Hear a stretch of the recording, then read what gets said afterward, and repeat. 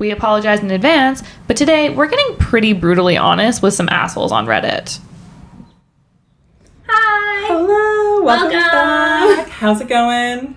Good, how are you? Good, a little dance. Are you feeling good today? I feel just like this outfit is like very like cha-cha. You look My name so is cute. Lola. I am a showgirl. You look like you're going to a restaurant, like for girls' night, and I look like I'm the dishwasher at that restaurant. Like, I am a sweaty Betty. It's muggy. You say it's not muggy. I think it's muggy today. And I'm wearing like an old ass t-shirt. You know what? I'm comfort vibes. Yeah, honestly, this is like the first time I've like worn like a nice top, just because simply it came in the mail yesterday, and I was like, it's cute. Good Where's opportunity. It from? Nasty gal. Oh shit. Yeah.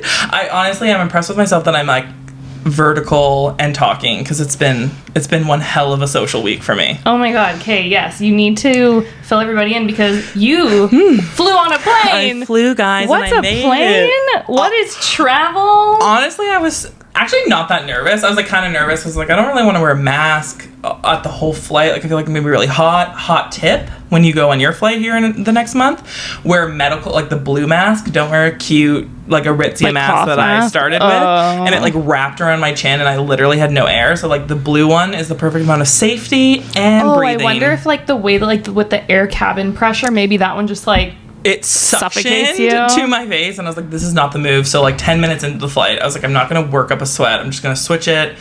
I find the blue masks smell kind of weird. I don't know if you're the only one. I'm probably the only one. I'm really sensitive to smell, but I think it depends like where you get it from, because there's so many different like distributors that make them. So maybe you just got a bad batch. That's true. Or have you always? No, always. Oh. It's weird. Could be like the dye or the glue that they're using. It could be something weird. Do you ever like flip it, like where you make it look like a duck so you have more breathability in it? I would never embarrass myself like that. I know, but like, who cares on a plane, especially for like what people like do and wear on planes? Nowadays, like people who take like their shoes and socks off and go like pure commando on their feet. Disgusting. So disgusting. Like, have you ever not had like if you're a window seat and someone behind you puts their feet like right behind your shoulder? I am so happy that I'm an aisle girly. I've never experienced that. That's disgusting. I've seen videos and pictures though. It's rough. It's so gross. Like I'm a window girl just because I get sick, and because I don't move. I'm actually like a very polite window person, I would say, because I hate window people that get up 6 times to pee. Me. I have a magical bladder. I don't go to the bathroom on airplanes. Honestly, like I'm doing like a 5-hour road trip tomorrow, and I'm like, RIP to the driver. We will be stopping multiple times. Like I have stopped drinking liquids. It's like 6 p.m. until tomorrow at noon. I will not be drinking a thing. I think out of like all of my, I think like the longest flight I've been on was like an 8 or 9 hour flight to like Paris or London or something. I think out of like six or 8 like round trip flights, I've gone pee once. What? And I'm eating and drinking the entire time. I think there's just like a portion in my mind that's like, I hate those bathrooms. They freak me out. Yeah. They're disgusting. I still plug my ears when I brush flush because it's so loud. It's so loud. It's startling. But what's actually weird, and I see it on TikTok, a lot of flight attendants are like, people go to the bathroom like barefoot on airplanes because they don't want to put their shoes back on. That is so fucked. Like, good luck to your fungal infection that you'll have in 3 to 5 days. So gross. And just like, guys probably pee everywhere. Like, you don't know. Oh my god, no. It was so no, rough. I don't know. No. That's why I think I've just built up this like steel bladder that's like, we will wait until an appropriate. But like, there are sometimes I'm literally like running when getting off the plane to go to the bathroom. So yeah, TMI. I want to start this episode off with my apology because it ties into my trip, and it's an apology to myself, specifically my liver. I feel like we apologize to ourselves a lot more than everyone else lately. Honestly, like, we just deserve it, you know? We deserve something. We're just annoying pieces of shit. No one's apologizing to us, so we have to do it for us. This is true. But like, RIP to my goddamn body. Like, let me just like give you a timeline of the 72 hours that I was in Toronto. So I like wake up at 9 a.m. in Vancouver, and I go and I get on the flight at 11 a.m., right? So peaceful. I was actually really excited to get on the plane. Like, I don't know about you, but like, I love like turning on my Netflix. I have my bag of junk whatever. So it was like perfect. I had my Tim Hortons bagel. You stood in the long ass lineup? Oh, sorry, it was Starbucks. But yes, I did. Oh, the lineups at Vancouver Airport are just always The Tim Hortons one is usually way longer than Starbucks. And I'm just like, is it worth it? Starbucks, yes. Tim Hortons in my books, no. No, Tim Hortons worth it, but I love the Starbucks bagels. But they don't have Timmy Ho's and domestic. It's only international, so... That's weird. Total sidebar. But anyway, so like RIP to my body. So I get to Toronto and we land at 6 and I checked a bag because I was like, I have so many liquids because like whatever. I check a bag every single time. I've been traumatized trying to just bring carry-ons. Like they take all of my liquids because I just can't seem to figure it out. But it takes like days to get your luggage. So like we land at 6. It was smooth. We get there like a half hour early. I'm like, blessed. Like, let's go. Like maybe I'll meet my friends for dinner. That's like kind of was the plan. And then an hour goes by. I don't see my luggage. I'm like, did it get lost? I have a wedding in 24 hours, like, or 48 hours. Like, oh my God, whatever. It comes. It took like an hour and 20 minutes for them to like whatever. Oh my God. The Toronto airport, like...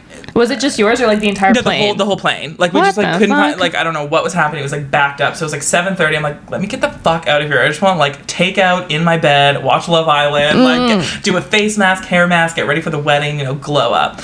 So I'm like, hey, Uber, cool.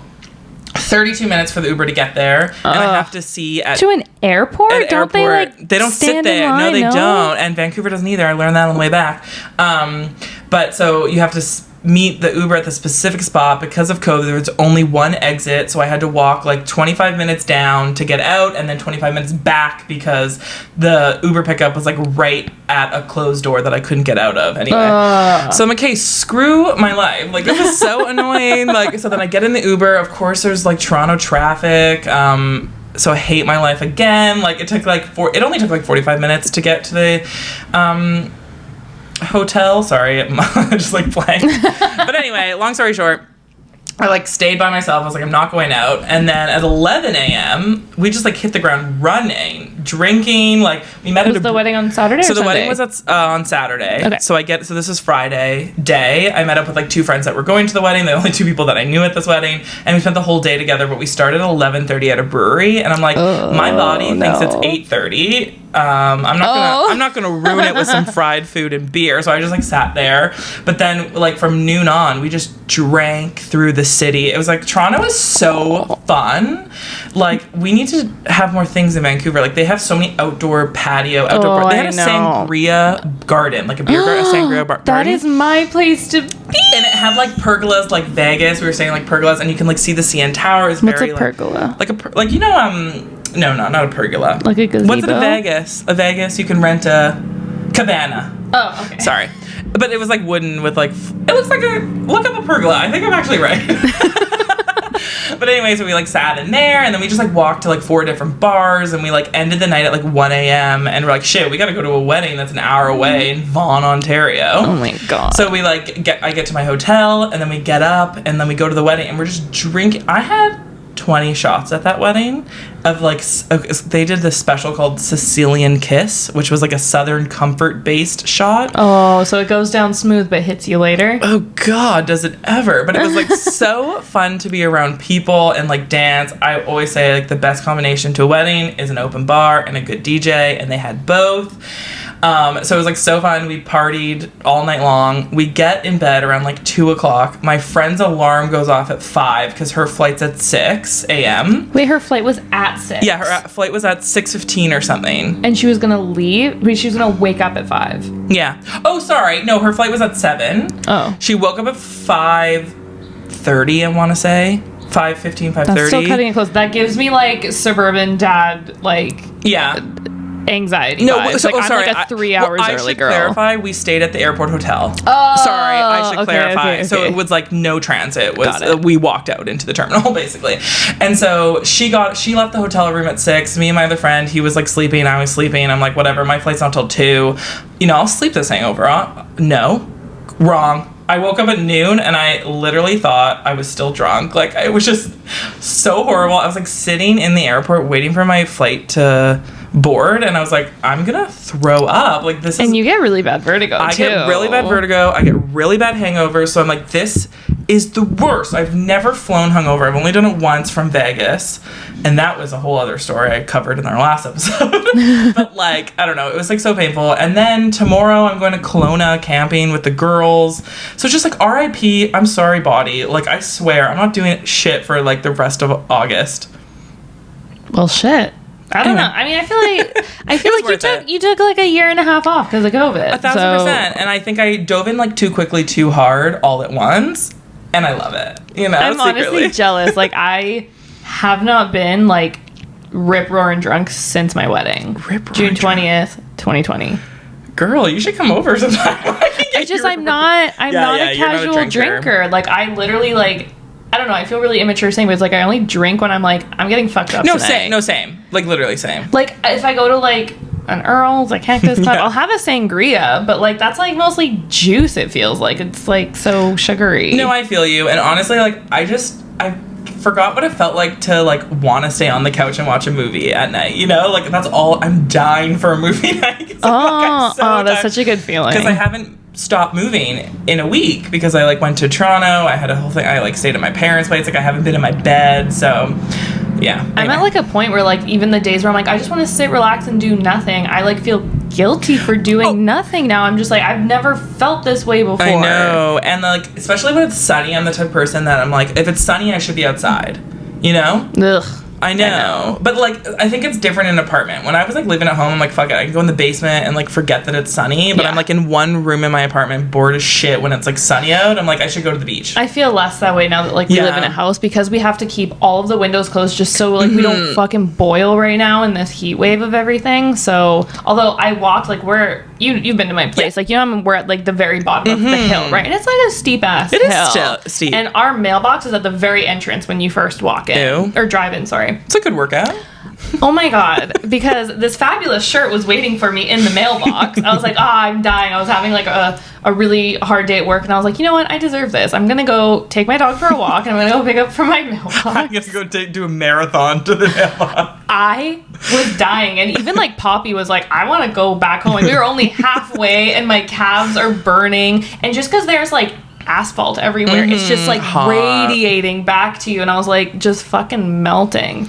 Worth it in the end though. Honestly worth it. It is a big complex. Like when I drove in for the first time, I'm like shit, we got a community up in here. Yeah, I feel like because I gave you instructions, I was like turn left or turn right, turn left. I always get lost and I'm so proud of myself and with you for your instructions that I made it not even a question. I honestly don't know how I've always done like it was mostly when I lived with my parents, but like my mom would always pick these houses that like were not straightforward to say this is where I live. Like for the longest time I lived in this townhouse complex where I was like, hey, it's like this number, if you go to this four-way stop, you drive east a little bit and it's like right smack dab in the middle of the street. Like it was so complicated, so I'm like, this is like another 10 years that I'm gonna be like coming to the complex, turn left, turn right, and all this stuff. But I have to be very specific with my delivery drivers now for food. Yeah, I bet you gotta be specific.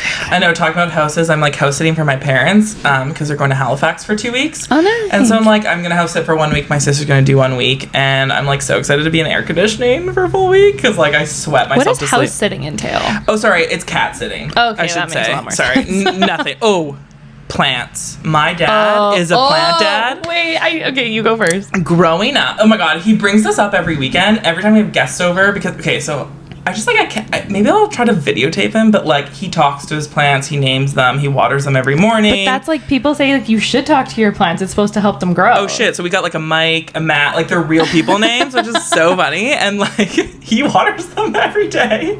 And like last weekend, he like tried to like revive this plant. It was like so perfect. He's like, look, it's thriving, it's been 3 months, it's beautiful. The next day it's completely dead, and I've never seen him, like I thought he was gonna cry. Like he's like, oh my god, Mike. Like, I was like, it's funnier that there's like a name associated with it. And then so when I was growing up, like the only job I had was to like water the plants, but like that's a huge responsibility. It's boring. It's like I forget. I'm like, I'm not gonna fill up a can and it's like water. A personality trait. People who care about plants and people who don't care about plants. It's totally one or the true. other. And like our house is like a jungle outside. Like we got like I'm not gonna send a photo, but like I'll send you a photo of like how many plants there are. Like it's insane. So like it's a huge job because it's really hot out right now, and like I'm determined to water the plants every day that I'm there. So Dad, mark my words. I'm going to keep Mike, Matt, all your boys. Honestly, good for you. Like, Steve, ever since we don't have, like, a big garden by any means. Like, okay, I don't even know size. Like, I couldn't even tell you, like, X by X meters. But, like, she tiny. She good. Yeah. But... yeah, like, every night, like, Steve goes and, like, waters the front, waters the back, and I always give him shit for it. Like, he had to, like, literally, during the heat wave, water hoses were sold out everywhere, so we had to order them online. He was tracking it every single day, waiting for his hoses to show up. And so, yeah, every night he goes out and does them. But then, sidebar story that's kind of minorly related, we had to join into a Zoom meeting for, like, our strata or, like, homeowners association type of thing. And because anyone, like, in our phase, like, all the brand new people that just moved in, every single person was supposed to join to, like, be like, hi, I'm here. And they needed to elect 2 people to strata council. Out of our grouping, it was only me and Steve that showed up. So they were like... we really need someone. And I was like, Steve, just, like, fucking do it. I'm like, you live for this shit. Like, you are the dad of the community. Like, you love it. And then one guy brought up, he's like, what are we going to do with all the dead plants? Because, like, our common areas, they're dead. So many people's grass is, like, purely dead. And Steve complains about it all the time. He's like, well, they should be fucking watering their plants. It's in our, you have to do it at least twice a week. And I was like, I actually didn't know that. And I read them. I must have, like, missed that. Wait, people, like, read the fine print of shit? You read contracts when you sign them? I think because, like, you get, like, the meeting minutes and stuff like that. So, like, I don't know. I think just because we're, like... girls. They have town meetings. Yeah. I love that. I think just, like, as a new owner, like, we're excited. So we just want to, like, make sure we're not doing anything wrong. I'd be there. But, yeah, so, like, basically, like, Steve was the only person from our thing. So they're like, so do you want to do it? And he, like, just felt very pressured. And he was like, okay, so what does he have to do? Like, nothing, really. It's just, like, when they do their meetings, he just, like, needs to be there to, like, account for, like, a certain amount of people have to be on a board and a certain amount have to be from, like, specific areas of the complex, I guess. But it's been only, like, 23-ish hours, and, like, there's probably been, like, 15 times where he's like, well, you know, as a strata council member, like, he's just fucking milking it, and at this point he's like, I'm only saying this because it's bothering you. Yeah. So you should just be like, oh yeah, that's awesome. Yeah. Well, he's just like, as your strata council member, I request that you give me a back massage. I'm like, shit like that. And I'm like, oh, fuck off. You need to get him a desk plaque that says strata council or whatever. When's his birthday? Okay, it's coming up next week. Oh, fuck yeah. Let's do this. Etsy the shit out of that. Like, that's the best gift. Or, like, you should get him, like a name tag or something, like, really official. Okay, that's actually really funny. I know. I'm, like, really good with gifts. Okay. Well, should we get into, like, the actual meat and potatoes of today's episode? For sure. I feel like it's a very chatty episode anyway, so, like, we can roll on in. Yeah, so we've done an episode like this before, and like pretty good views. Like, people liked it. But I just feel like I feel like we're the type of people we just love to give opinions on stuff. I love giving my unsolicited opinion. So we're gonna go through Reddit's "Am I the Asshole" post today again, and I feel like, you know, this has become, like, really popular on, like, TikTok and stuff. Like, fucking everyone does these. Oh, but interesting. I've never seen it. There's just... yeah, I've come across, like, at least, like, 3 or 4, like, but their, like, podcasts are only Am I the Assholes? And I feel like, personally, you can't build an entire thing off of, like, other people's content all the time. Come on. And secretly, like, we hope this will meld into, like, our listeners emailing us their problems, and we can give opinions. So it's weapologizeinadvancepodcast at gmail.com. The longest name ever. Yes, please. Honestly, I would love to get people's personal ones. Because, like, you know, we're like your big sisters. Yeah. Your best friend. Do you want to start? Okay, I'll start. So, forgive me, I only read these once, and I suck at talking. So. Yeah, but that's good, because then it's, like, kind of, like, new and refreshing. That's true. And I feel like mine are, like, kind of juicy, you know? Okay, cool. So, the title is, Am I the Asshole for Giving My Significant Other Ultimatums? Ooh. For context, me and my significant other have lived together for 3 years. Our lease for our apartment is up in 2 months, so we have been planning on moving into a house. Well, back in March, April, my significant other was fired from their job due to security clearance technicalities. Since then, they have not tried very hard to find full-time work. They did some temp jobs a couple days here and there, hasn't filed for unemployment, nothing. I had to pay their share of the rent for 1 month, and it really set me back. This month, our rent is due tomorrow, and they still don't have their share put together. They have been borrowing money from families and friends a lot to skate by the past couple of months with no job. Now I've been off work for several months due to a chronic medical condition, but I have no money to pay my bills each month. I think significant other thinks, oh, since they don't have to work right now, neither do I. I've just about had it. I've had to pay for their food daily, let them borrow my car when they need to go somewhere, despite them not paying their share of the car payments for the past 4 months. My significant other has now put us in the position where we will not be able to move into said house when our lease is up because they don't have the money. Last week, I said if this behavior continues, I will not live here when the lease is up and will move out on my own, essentially ending the relationship. It's Wednesday and they still haven't worked or tried very hard to find full-time work. Am I the asshole for not working but expecting them to work? I don't think I'm the asshole for asking every day if they've made any progress searching and threatening to move out. So Cliff Notes, I feel like that was really long. They're together. They were about to move in to buy a house together. He was laid off were laid off 4 months ago. No employment or unemployment, no job, whatever. And she's laid off now because of a medical condition and can't find work. Okay, let's unpack this. Okay, unpack. So he lost his job. They lost their job. I'm assuming it's a guy, but I don't know. It was just in my head. Yeah. Okay, we'll just say they. So they lost their job. So I'm just I guess there's just some missing information here because it's why are they not going on unemployment? Is it because it seems like they want to just coast? So if you wanted to coast, why aren't you at least getting unemployment to get some kind of funds coming in? 1,000%. I was a little confused with that either, but it just screams lazy to me, and it's so unattractive to me when there's no ambition anywhere. That's the number one thing. It's if someone if you're personally a person that's very ambitious and they're not, there's no way you can. I totally understand being fired from a job and needing couple months to recover, wanting to take your time. So you go on unemployment so you can still pay your bills. Yeah. And then there's no fight because, you're still getting money, you're contributing it towards the house and the apartment. And then, when you're ready, get a job.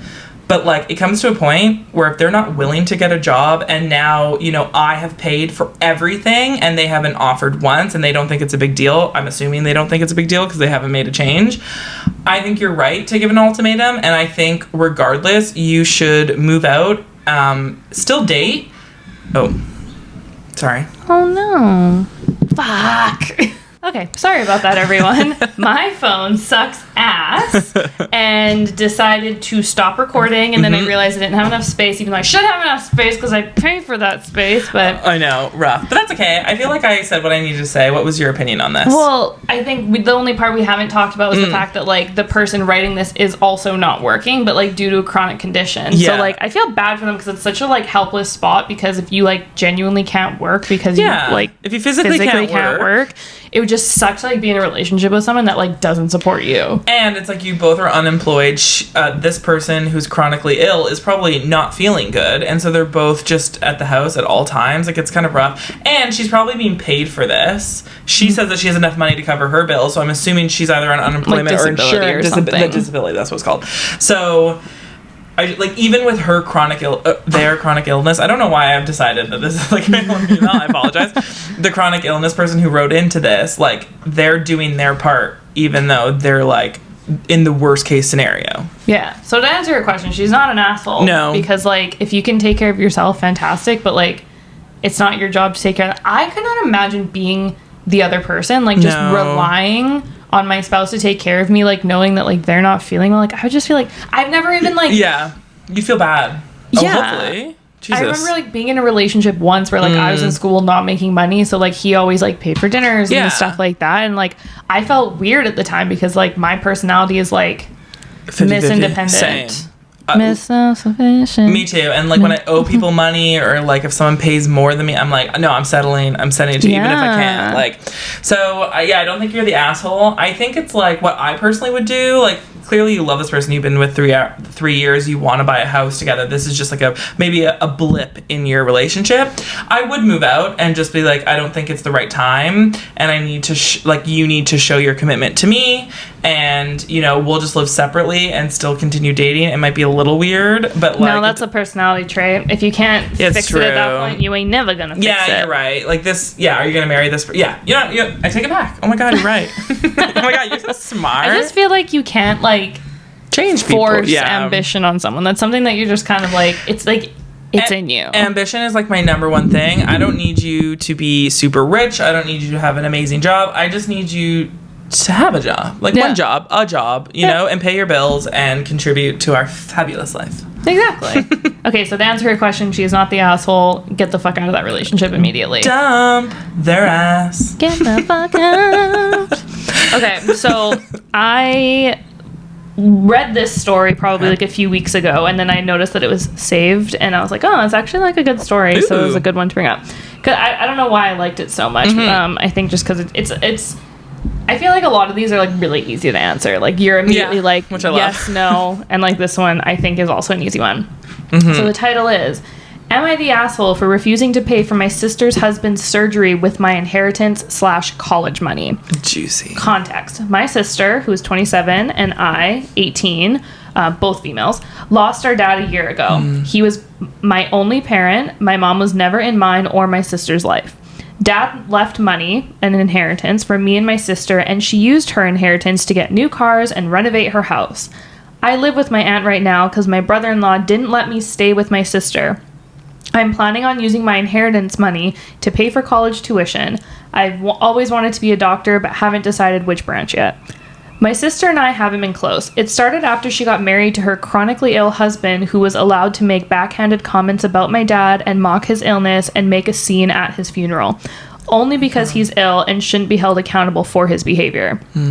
I've distanced myself, but my sister kept visiting a lot lately, venting about my brother-in-law's condition. He's been in and out of the hospital for heart problems and in need for a surgery. She brought up my inheritance money several times, but I ended up cutting the conversation. She then straight up asked if I could help pay for her husband's surgery, and she'd pay it back in less than a year. I felt uneasy because if I give her money for my inheritance, which is a large amount, then there's no guarantee she'll pay it back before it's time to apply for college. I'm taking a year gap, but I know my sister can't pay back that much, and I feel like I'm risking my future. I refused to help, and she had a meltdown at my aunt's house, calling me heartless, cruel, with no empathy. She said that her husband's health should be priority and I needed to help because education is nothing compared to someone's health, and asked if I'd be happy to see her as a widow and my nephew with no father. Oh, whoa, guilt trip. Yeah. It's such a personality trait, though. Totally. My aunt suggested others pay, but most of them cut my sister and her husband off. I argued that her husband's poor health isn't my fault, after she kept blaming and guilt-tripping me. She kept crying, and although my aunt decided to stay out of it, she said that I should be prepared for permanent damage in my relationship with my sister if I don't help her now.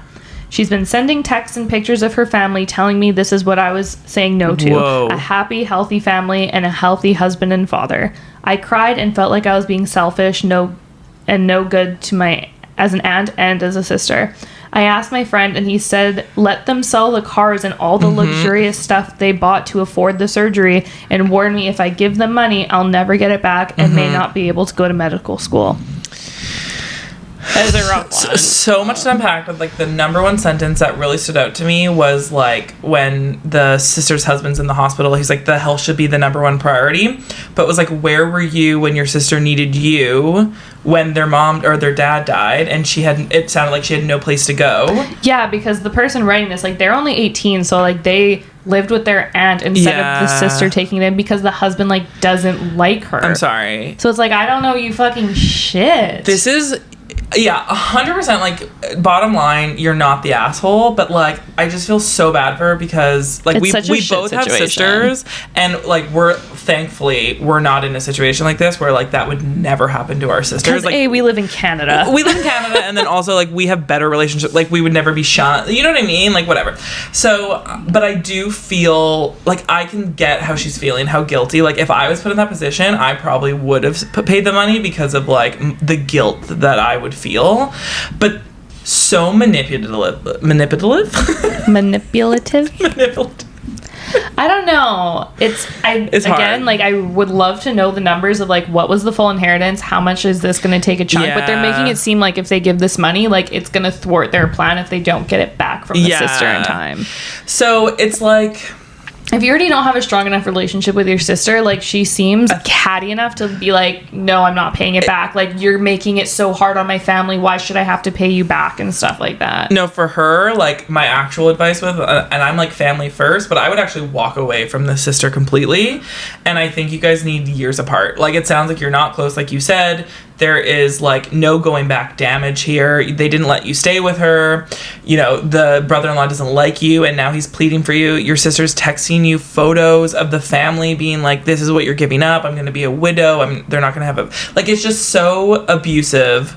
Like verbally abusive. And even if you did make the decision that you were going to give them the money, like, have a contract, have a lawyer involved. Timeline. But like at the end of the day, if she doesn't pay you back, the only thing you can do is sue her. And if she physically doesn't have the money, you don't get it back anyways. It's almost like, I wonder, like, let's check her credit score. Can we get her a loan?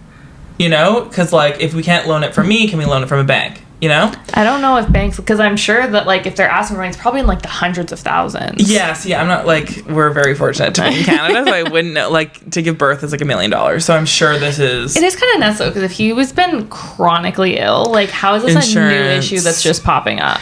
Yeah, it's just, like, there's so many unanswered variables here, but in the end, like, hardcore, not the asshole. The sister and the brother-in-law just sound like really selfish people that just, like, don't plan ahead, they just want to live in their luxury in the now, and then they're like, oh shit. It's very much like that, like, poor planning on your part does not constitute an emergency on mine. 1,000%. It's like the perfect quote. Oh, I just feel so bad for her, but yeah, like, if you're gonna go through with it, like, have a contract, have a lawyer, even if they can't pay you back, like, have this in writing somewhere, and we can, like, hopefully get that back for you. It'd be interesting if you could set up, like, you know how, like, if parents, like, don't pay child support, how it can be taken out of their, like, wages and stuff like that. It should be something like that. Something like that. Like, get yourself some legal back. I personally don't think you should do it. I think you should just back away. Provide other options, maybe. You know, go to a bank. I think, like, you're 18 years old. You got your entire life ahead of you. Like, it's hard, especially, like, I can only imagine, like, their mom wasn't around. Their dad passed away. She's only 18 years old. She's probably like, shit, this is, like, the one closest relative I have. Like, I don't want to fuck it up. And, like, fuck, I've been there too. And you're just like, do I do it? Is that the person you want? That's your friends or your family too? It's unfair of them to ask. Yeah. So, in the end, not an asshole. I'm just not the asshole. I feel so bad for you. And, you know, write us back if you hear this. Just kidding. We obviously hope that your brother-in-law makes it through and there's, like, an easy situation for everyone and you get the fuck out, you know? Yeah. Get your chosen family, you know? Yeah, go get a chosen family. Okay, mine. Am I the asshole for telling my friend to stay at a hotel? Okay. I love this personally for me. My friend currently lives in a city 400 kilometers away and needs to come to her hometown for 2 days to get her second vaccine. We used to go to school together, haven't seen each other in maybe a year, and recently reconnected. This morning, she messaged me that she'll have to stay in town for 2 days starting tomorrow night to get her COVID shot. Her parents' house is currently being rented out to another family, so she can't stay there. Hotels have a problem with folks without vaccines, she said, and she's asking to crash at my place for a bit. My apartment has 1 room and 1 kitchen with 2 beds because I usually have a roommate who is currently on vacation, so theoretically, it would be absolutely no problem for her to stay here. The only problem is that I have another friend from another city 300 kilometers away staying here tomorrow night, and we haven't seen each other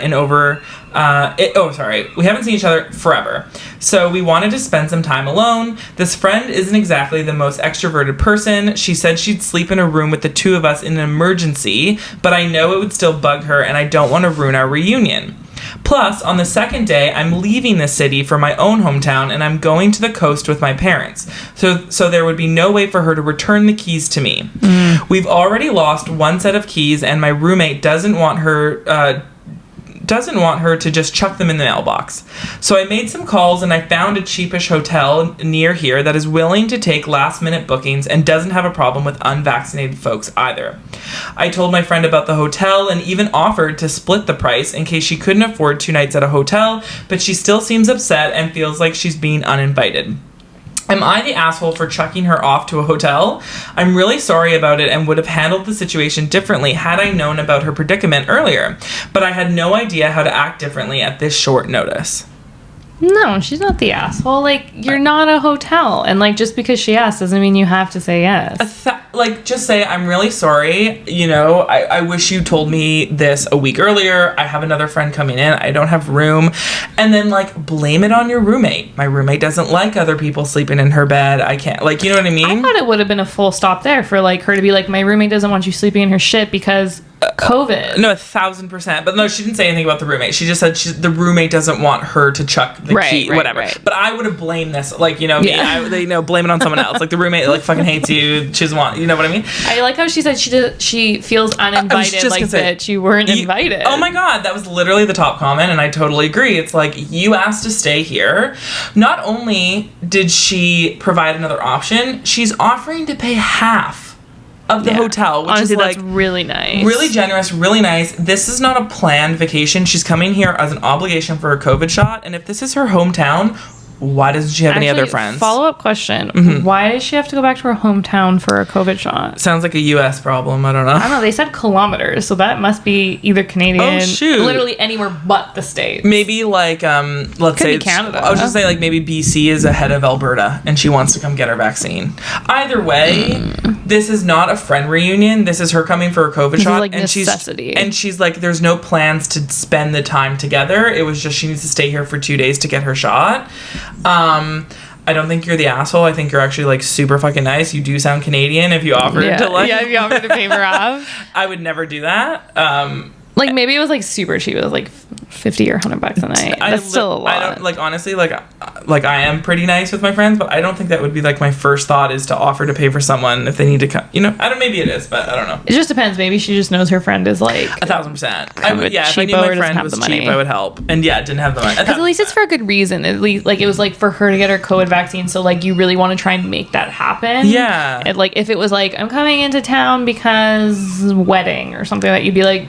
Go figure it out yourself. 1,000%. Or even if she's like, I'm coming in town for 2 days and I want to hang out with you, like the reason for the trip is to see her. Maybe that, I would probably make an allowance for. But if, like, a friend, like, I don't think you'll ever hear this, but I have a guy that I met over in Europe. Actually, I don't know if I should say this. Like, I hope he's not listening. You don't have to. No, I'll say it. Whatever. Fuck it. No, okay, fine. It's not that bad. Just make up your mind. So, anyway, we met in Europe when I was, like, backpacking. And it was, like, before COVID. And he messaged me being like, hey, I'm coming to Vancouver. Like, can I stay at your place? And I, like, straight up said no because I remember you telling me this. Okay, yeah. I felt really bad. But I was, like, in a 1-bedroom to a guy that I met for 2 days. Like, it was, like, I don't know. So I did make up a little bit. Not a lie, but I was, like... oh, it's really small and it's not in the downtown area, which it totally was. So I feel like you could have lied better than that. I can't remember what the lie was, but it was something like it was a 1-bedroom. I don't have the easiest lie is sorry, someone else is already staying here. Yeah, easy. Yeah, I'm an idiot. I don't like lying. I literally don't know how to lie. I don't either. So, I'm really truthful. And so that was a lie that I'm really sorry for. I won't say your name, but dude, I'll apologize. Come back. I think that's different though, because like you've only met him for 2 days and to invite him into like your space, like And he was going to be here for like a week. Oh, that's a lot. And, like, I think he did say, like, oh, can I spend a couple of days? Like, I don't know what it was, but I'm like... It's just, you need to, like... I feel like you need to know the person that's coming into your space. You can be like, are we gonna vibe together? Totally. Because... We vibe. Like, he's great, but I'm like, we'd be sharing a bathroom. We'd be sharing every space. Like, it's a 600 square foot apartment. And actually, a really annoying thing is the key situation. Totally. I don't have extra. I crashed with my friend in New York, and I've done it twice now. And obviously she goes to work because sometimes I'll be there like on a weekday. So then she has to go to work, and depending on like either she'll take her key or like I'll have the key. Like that's like the really thing. Like so you have to really like sync your schedules, make sure you can rely on each other so you can fucking both get back into the apartment. It's like it's a lot of stress for someone that I don't really know. Exactly. But like I do if you are listening, I do love you, and you can stay at my place for a night. One night.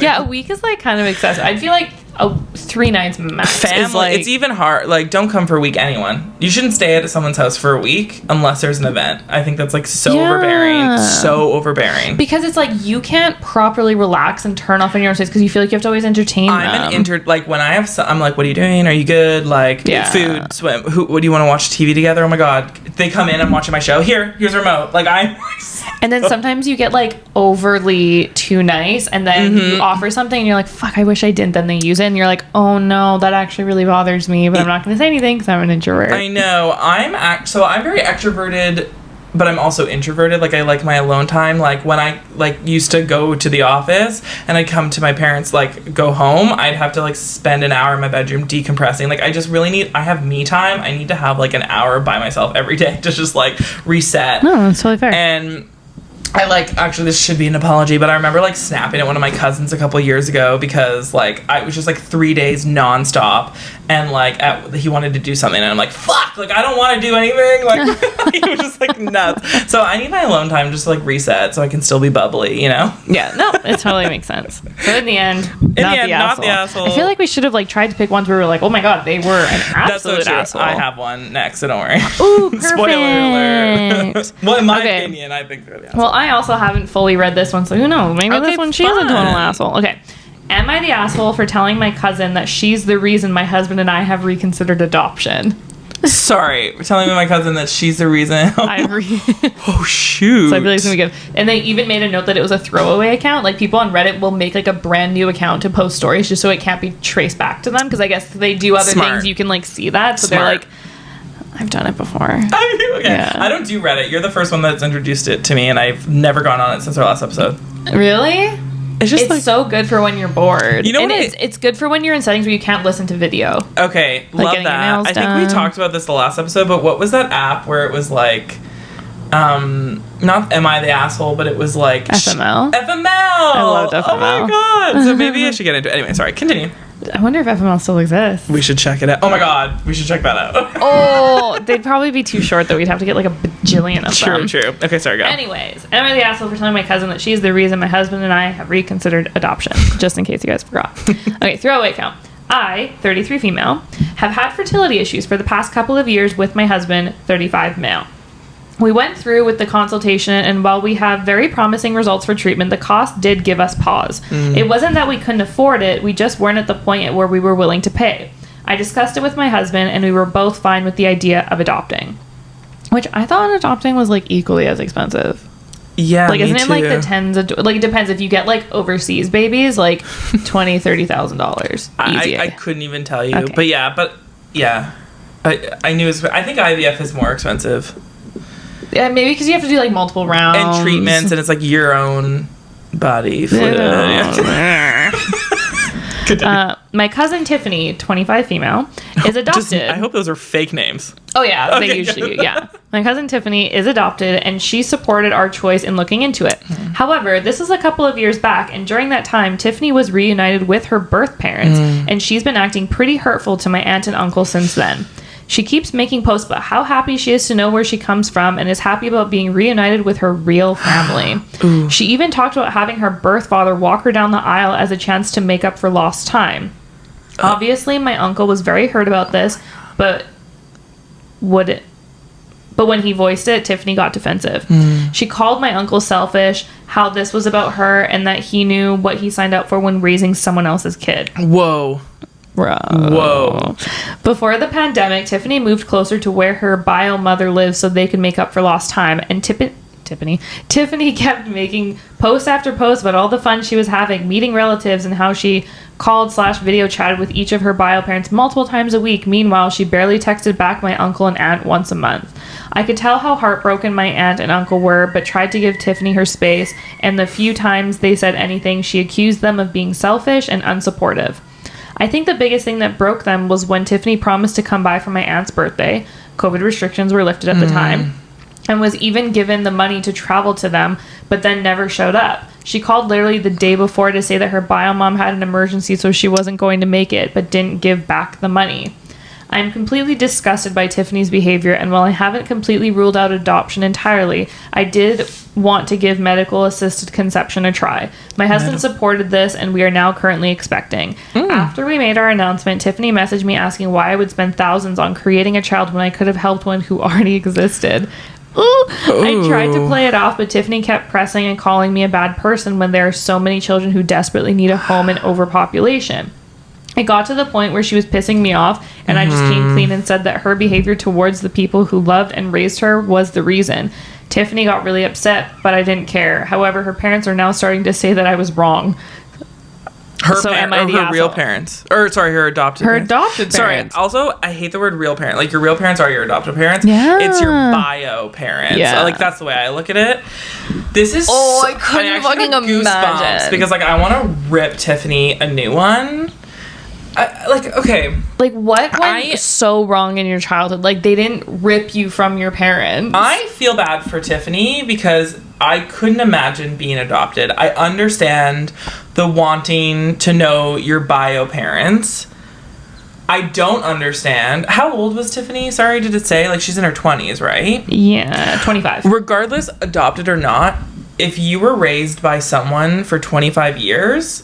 that's your parents. Those are your guardian. Like they literally wiped your ass. I don't understand because again, like I want to preface, like I'm not adopted. I don't actually know people that are adopted, like close to me, so I don't know stories. But I'm just like I don't understand how like emotionally you can just like disconnect from the people that raised you for 25 years, and just because this person gave birth to you, she's now regarded as like your real mom. Like. That's why I'm like when I watch like Teen Mom or like movies and stuff when they do like closed adoptions, like I think that's the right way to go about it. And then you can still get around closed adoptions, but it's really hard because if the child wants to like look for their parents, you have to kind of, I mean you don't have to, but you have to, I would get their blessing obviously. Yeah, I don't know, I just like it's really hard, and I just like feel really bad for the parents in all of this. Like screw Tiffany and that cousin. Yeah. Like, the parents. I don't know. I feel sick. I totally understand, like, wanting to meet your bio parents, but, like, I couldn't believe, like, putting more value over one or the other. Like, if you want to make them equal, like, that's fine. 1,000%. But I feel like almost, like... And I feel like it's mostly just from watching movies. It's, again, not from real life experience. But it's, like, they always make it seem like, you know, the parent who gave up the child was like, I wasn't in a good place. I couldn't care of you. Maybe they had, like, addictions and, like, stuff like that. And then now they're, like, totally clean. They've, like, overcome. And so the kid's just like, wow, like, you're a hero. Like, you're doing so much better now. So that's why they kind of almost get this, like, rush from that almost. I don't know. I know. No, Tiffany's the asshole in this scenario, honestly. And, like, if my cousin was adopted, like, if my cousin was Tiffany, that also would really put the fear in my eyes. Because, like, they don't care if they're adopted or biologically they just want to have a kid. Sorry, there's a car starting. A really loud truck. Like, it doesn't matter. They just want to have a child. And for me to raise my child for 25 years and to think that they would literally disregard me as their parents in 25 years would scare the crap out of me. And it would deter me, honestly. Yeah, so I would say that the person writing is, like, not an asshole whatsoever. Like, no. It's a really big life decision to either go through all of the hormones of fertility treatments versus like adopting someone else's child. Like, they're both hard in themselves, but like to actually see firsthand like how wrong an adoption can go is like crazy. I thought it was going to be something like behavioral issues, like all the stuff that's like happens in the news. I thought the cousin was going to carry the baby for them, and it was like going to be her genes, and she's like a horrible person or whatever. Like that's where when I heard the title, that's where I went to. But I was gonna say something about the last one, trying to thought. Yeah, dumb, Tiffany. You dumb girl. Tiffany. I literally said Tiffany. Biffany. It's Tiffany. You know, she's acting dumb. She's dumb, Tiffany. Anyway, so sorry, girl. Yeah, I'm sorry. I mean, if you are interested in adopting later, like, go to a support group and hear other stories. Like, just because this is one story does not mean this is the right. I've seen the movies. They make it work. Honestly, if it was that close to you, if it was like your direct cousin that you grew up with and you saw that happening, I feel like if it was like an extended cousin, I feel like you could get over it. But I feel like that's probably way too close to home and scary. And like it's a big decision. I mean, honestly, it's a huge decision, and like maybe adopt from out of country, so like it's really hard to trace back. Oh God, I feel like that's even harder though. I mean, especially like when like I think it's easier to out of like there's no. I mean, in terms of like when they get older, because like if like you're like a Caucasian family adopting like an Asian or an African American baby, then like they want to understand their heritage. So it's like as long as you're up for that, like by all means. But that's like a whole additional level that they're gonna want to learn about. Oh my God, I just can't get over it for the parents. I feel so bad. I know. I mean, but I think again, the one pissing. I cannot talk. Hey, you're me. The one missing piece of this whole thing is like maybe the parents sucked growing up. Not to say that any parent would deserve that. Like, they still put a roof over her head. She is clearly true. thriving, like she's fine. I feel like if a cousin is writing about an aunt and uncle and like how she feels like bad about it, they're probably like they good. must have been good. Yeah, because like the cousin would have been like, fair enough, the parents were shitty, but like, you know, so I think that would have been in there if they were bad parents. And I feel like anyone who adopts, you know, they really want that kid in them. But I'm sure they're treating them hopefully well. I mean, there's always horror stories, but you're not the asshole. Not the asshole. Okay, I'm very interested to hear. I'm very excited to talk about this one because like it blew my mind, kind of. Okay. Am I the asshole for not inviting my own daughter to my wedding? Nice. I, 46 male, am getting married to my fiance, 39 female, and we've been together for 3 years. I have 2 daughters, 18 female, 9 female, from previous relationships. My youngest, 9-year-old, mother left when she was 6. My fiance is a very sophisticated person and has exquisite taste. She also does not really care for young children, and this has created tension between her and my youngest daughter. Deal breaker. Yeah. What the fuck? Seriously. Well, just freaking wait. Okay. Well, while our plans have been delayed due to global circumstances, our plans to get married are finally going ahead. It's going to be a very lavish and expensive wedding. Due to the nature of the wedding and my fiance's preferences, our wedding is going to be child-free. We will, however, be inviting my oldest daughter as she's no longer a child and is 18 years old because unlike my youngest, her and my fiance actually get along. Okay. However, I didn't realize that my youngest expected to come to the wedding. Shocker. She tried to tag along with my fiance and my oldest daughter when they were going shopping for a dress for the other daughter because she thought she was going to need a dress too. I explained to her that the wedding was only going to be for adults only and she wouldn't be attending. She started crying and getting mad, which stressed out my fiance. She has been distraught about this for days and hasn't let it go. Yeah. My parents came by to visit today, and my youngest told them what had happened. They asked for clarification on the situation. I explained it to them that my daughter wouldn't be attending the wedding because the child-free rule applied to her as well. Besides, this wedding would not be suitable for a child, and I don't want my fiance to have to deal with my daughter on the most important day of her life. My parents told me I was being a terrible father by prioritizing my fiance over my daughter, and that on the day of the wedding, they will take my daughter for the special day, which means that my parents wouldn't be in the wedding. I told them that they couldn't do that. Even if they didn't attend the wedding, I wouldn't let them take my daughter. This has become a bigger conflict than I intended. My fiance and I both think we're in the right for wanting a child-free wedding, but it appears I may lose my parents from the wedding over this, and I want to know if I'm in the right or wrong. Am I the asshole? Fuck yeah, you are. Holy again, shit. Goosebumps. Like, this is a loser. Like, a loser of a dad. That's actually insane. Am I the asshole for putting my fiance over my child? 1,000%. Oh my god. Okay, good on the grandparents though for like taking a stand. This baby in the background agrees. She's like, I want to come to the wedding. I don't know if they can hear it, but there's a baby crying. I can understand child-free weddings, but like you usually always make a concession for like immediate family. And then also like have them come to the ceremony for the dinner and then piece it out. The grandparents can take them home and you have your night. 1,000%. Like even when I was planning my wedding, there was a venue I loved, but there was some sort of weird rule that like after 11 or 12 o'clock, like with their liquor license, minors couldn't be there anymore. Fair. So I was like immediately ruled out because my niece and nephew need to be able to be there the entire night if they want to be. 1,000%. So it's like Noah is, I mean, I'm probably getting married when he's an adult, but like he's coming to my wedding. Yeah. And if I had kids prior to me, like that, okay, and sorry, what really stresses me out is that the mothers are not in the picture, and so you would think his bond is stronger and all he cares about is his daughters because his mom's not there, and for him to just not even tell his daughter and just assume that she's like cool with it, and then like when they go buy dresses, the little 9-year-old girl is like so excited for like a princess. The sisters saying anything about it. I wouldn't go. I'm so with the grandparents. If I was the 18-year-old daughter, I wouldn't go. Like, sorry. But if think about it, like an 18-year-old daughter and a 9-year-old sister, they're probably not they're that not close. They and have different moms. Yeah. So she probably gives 0 fucks. I'm just happy with the grandparents for standing their grounds and like such an. Not only are you asshole for like not inviting your daughter, but you're the asshole for not letting her go with the grandparents for the day.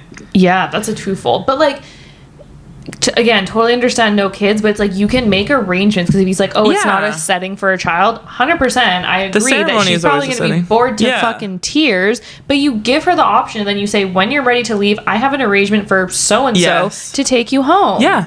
And it's not that hard. Don't even give her the option, you know, at 10 o'clock, girl, you're going. It's 8 p.m., it's your bedtime, you have to leave. Like, totally fair to put those restraints on your little kid, because, like, we get it. It's a lavish, expensive wedding. It's your wedding night. You don't want to have to deal with your kids. Like, that's totally fair. But you're an asshole. Like, That guy's a fucking dick. That's like an easy hands down. I'm curious, were there any comments? okay, yeah, I was just like looking. They're all like on the side of us, being like, the only thing he took into consideration was how fancy the wedding would be and how her fiance is so sophisticated. This is all bullshit. That this is sad fucking waste of oxygen. Pathetic ass loser has his held filled up with.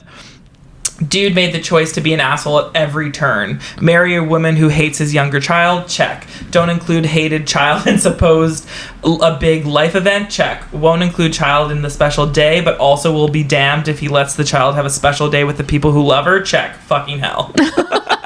Honestly. Oh my god. Like, and also, you are so oblivious to write this to ask opinions. Oh my god, that's the funnier part. Like, you have lived it, you demanded it, you wrote it out in writing, you read it back, you spell checked, you pressed send, like, and you didn't think you're the asshole. And this is just like, it's really sad, you know, like, it's so important who you choose to marry when you have kids. You cannot date someone who doesn't like kids when you have kids. I have seen it firsthand. Maybe he doesn't like kids. It doesn't matter. He clearly loves his kids. You know, he clearly loves them. The mom left. He could have left. He could have made other arrangements.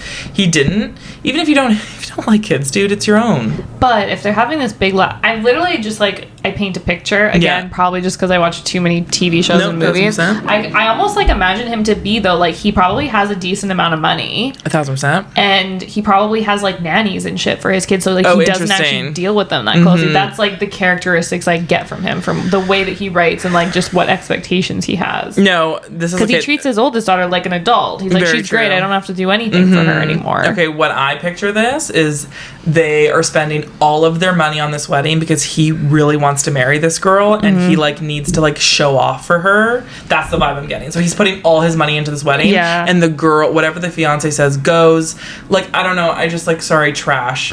The thing is though, is like, she's 39, I think he said, right? And so like he's mature. 46, so like they're older. I would have agreed with that a lot more if she was like 25 years old. Like, if it was like some kind of like trophy wife situation. I mean, maybe she still is, who knows, but it's just like evil stepmom vibes.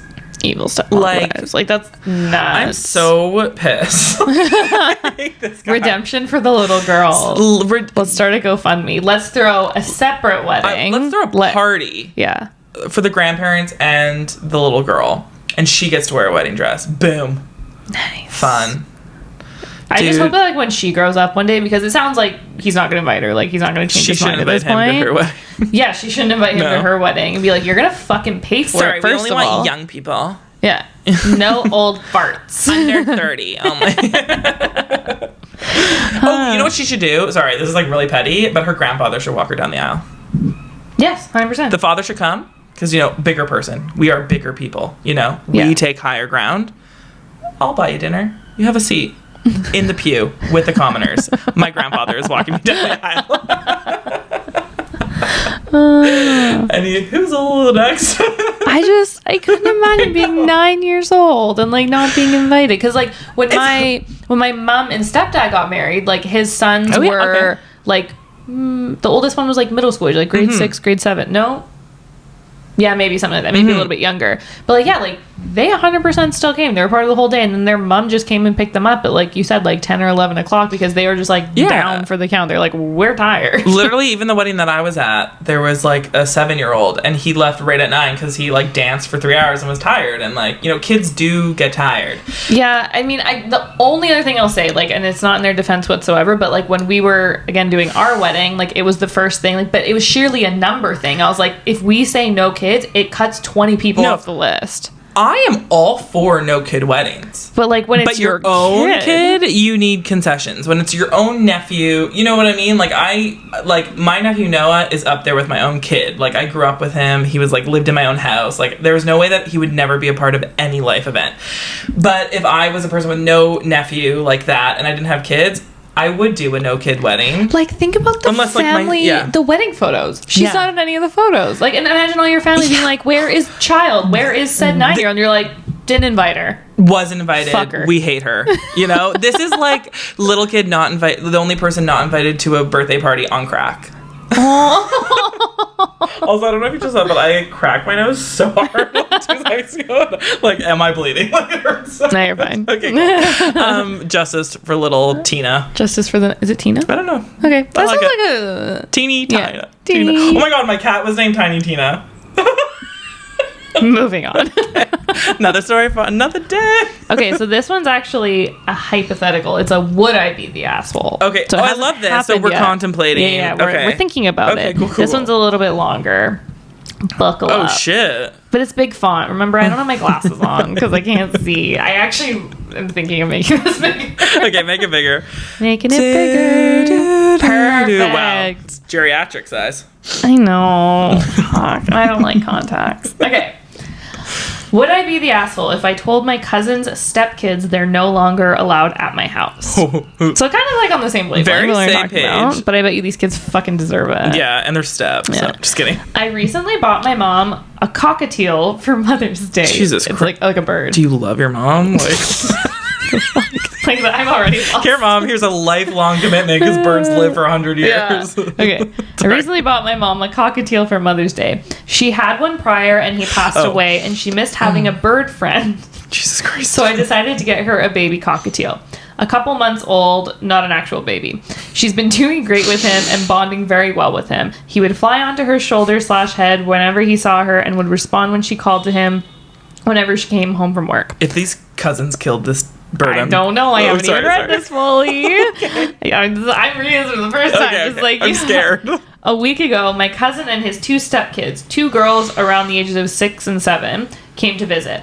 My mom and I were preparing for a weekend trip out of town and went to get something to eat. We weren't out long, maybe 4 hours max, but when we came home, my mom noticed her bird was missing and we went searching the house for him.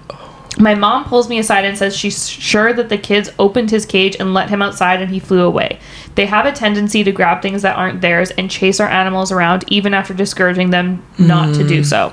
We still haven't found my mom's beloved bird, and we've been searching for days up and down the neighborhood, calling him, leaving food out, etc., hoping he comes back, but she has lost hope.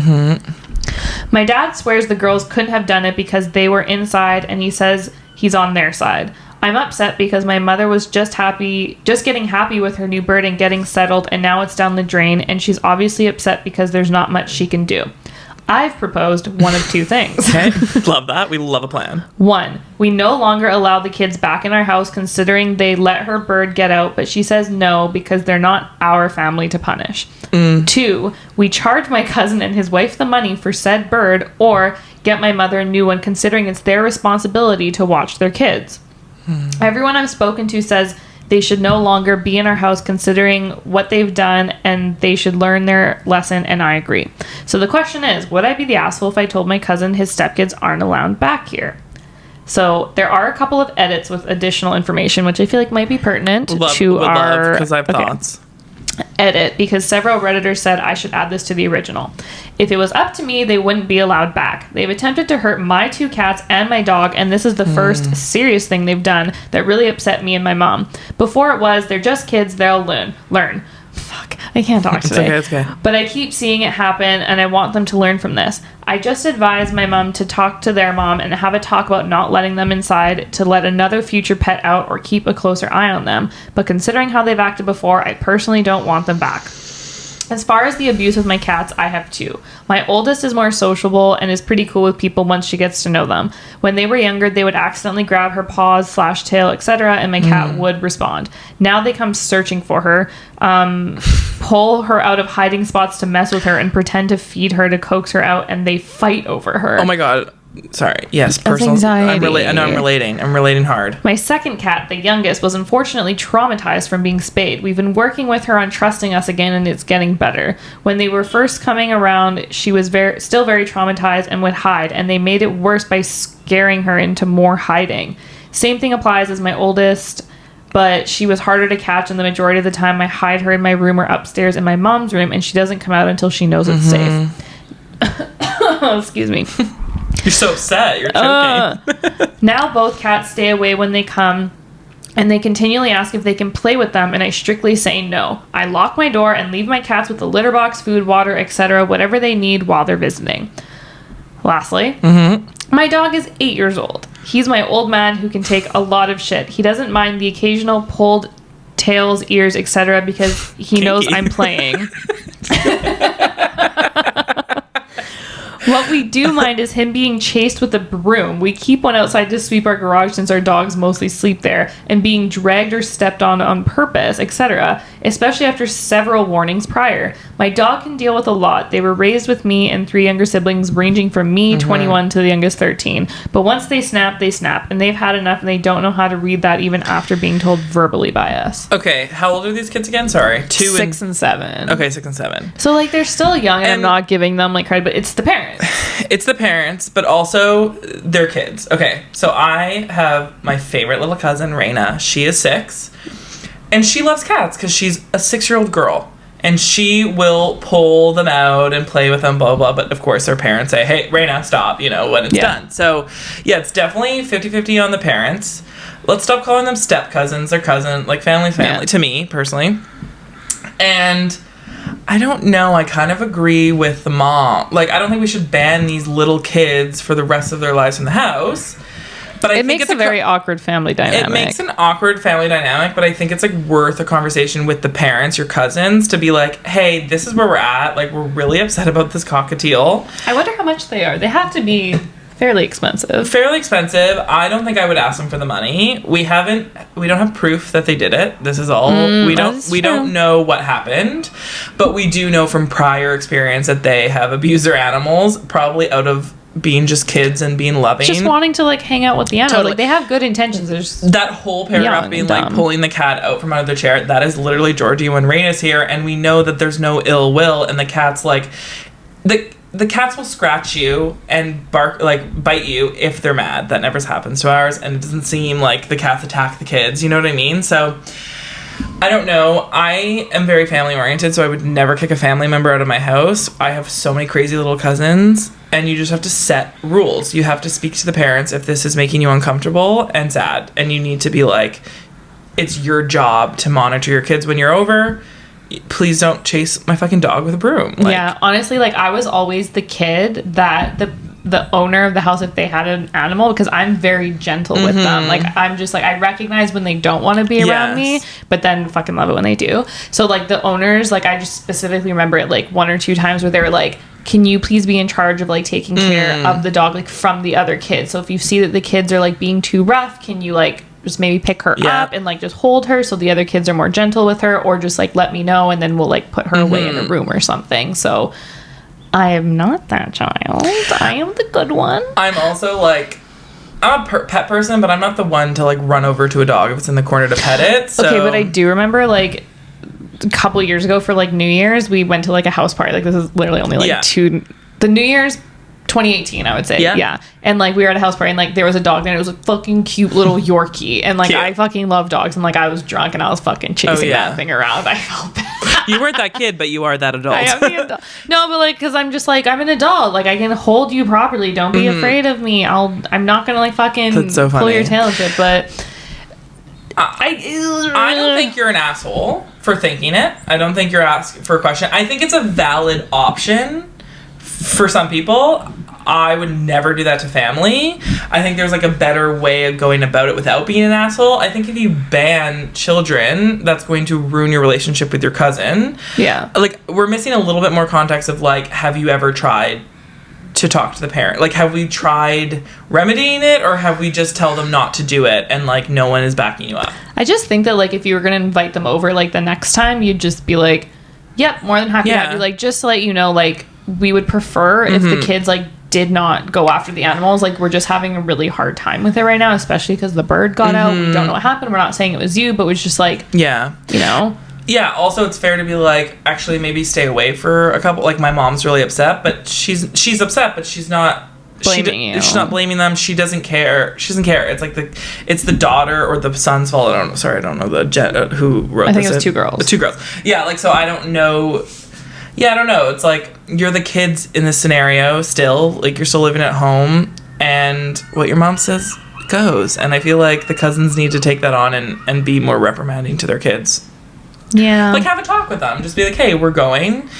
You know, when the cat runs, like, literally, like, I keep going back to my cousin Raina, but like that, my cousin Erin did a really good job. She's like, and when Georgie goes under the couch, that means he doesn't want to be pet. And then, you know, and sometimes we have to be like, okay, he's under the couch now. What does that mean? Like, reminding them. Yeah. It really just comes down to the parents. Like, you can't even blame the kids. It's just the parents not keeping an eye. And I think you would be the asshole if you do blame, or if you kick the kids out without attempting to remedy this with the cousins first. I agree. But if the cousins don't care and they don't then it's time to make action if it actually is like really bad.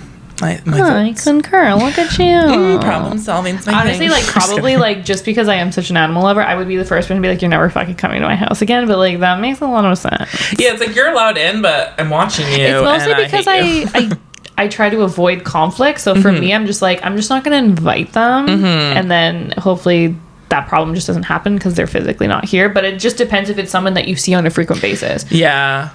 Because if it's like step cousins, like, how often are you seeing step cousins? But I don't know. It's your cousin's step kids. So it's like, how often are you seeing your cousin? Because every time you see your cousin, the kids are there. It's even worse because you have less patience because they're not like your cousin. I know, but like, again, with the step, like, they're your cousin. Or, I guess unless they just got married and we don't know these cousins. Again, yeah, that's like all.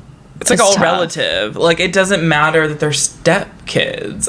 She put that in there, I think, to make herself feel better, you know? No, but I get it because you don't don't have any step siblings. So like, true, you do, right? And I do. Okay, and, like, I really like my stepbrothers, but yeah, it's just like a very like different feeling. You kind of hold them to a different standard, to be honest. No, I get it. Because you're like, it's just because like, I don't know, it's just like a wavelength. You're like, okay, like, we're not like blood related, but like, and like, you're just raised by 2 different families with different traditions, different ways that they do things, and then when you mesh, like, that's when this shit kind of happens. True.